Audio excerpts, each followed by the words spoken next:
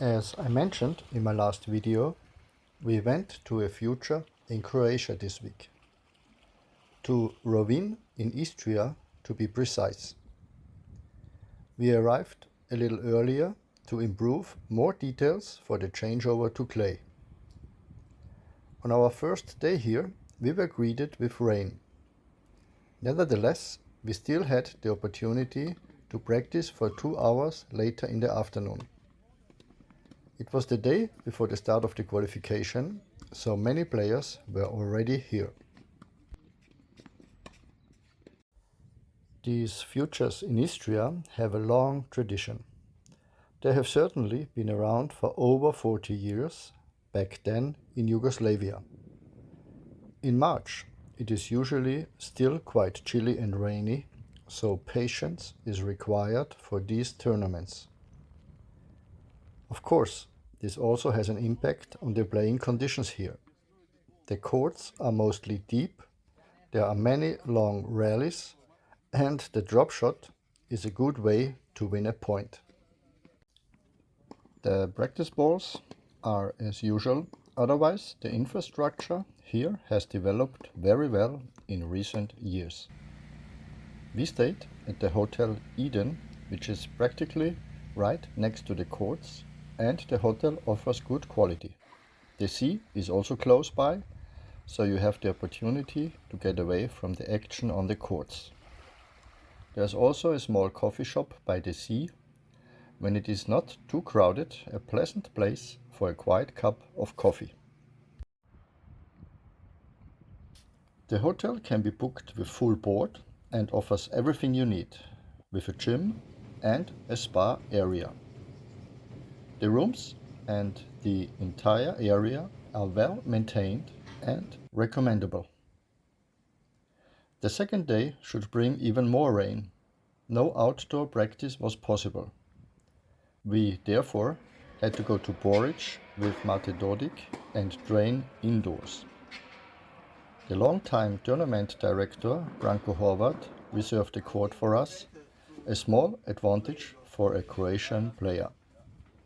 Slava Bilinski, on the other hand, was only able to play an hour on carpet in Rovinj, but still. On the third day, the weather calmed down. Of course, many matches were delayed due to rain. There is another facility with courts in Rovinj, which was also used for qualifying and practice.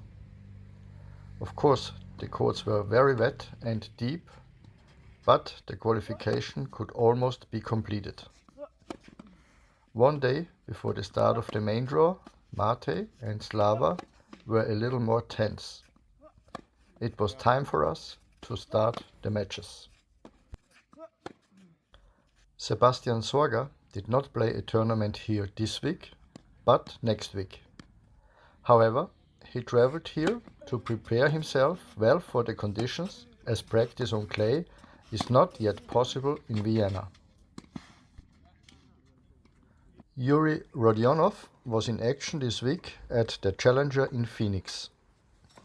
He lost to the Colombian Galan in the first round.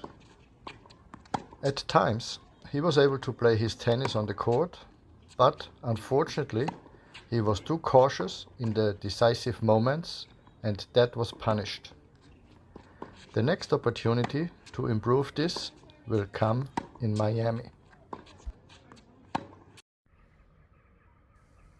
But let's go back to Rovinj now, a beautiful town in Istria that is very popular with tourists in summer and a region that organizes many tennis camps in spring, as it is possible to play outdoors as early as March.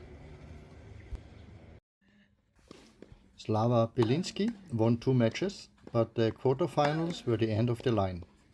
His lack of fitness due to the virus was also somewhat apparent, but he also had a tough opponent in the British player Clark. Mate Dodik is once again still in the tournament when the video is completed. He has won 3 matches so far. Here's the match point from the second round and a few points from the quarterfinals. I will of course report on how the tournament went in the next video. Thanks for watching. That's it for this week. I hope to see you again in the next video.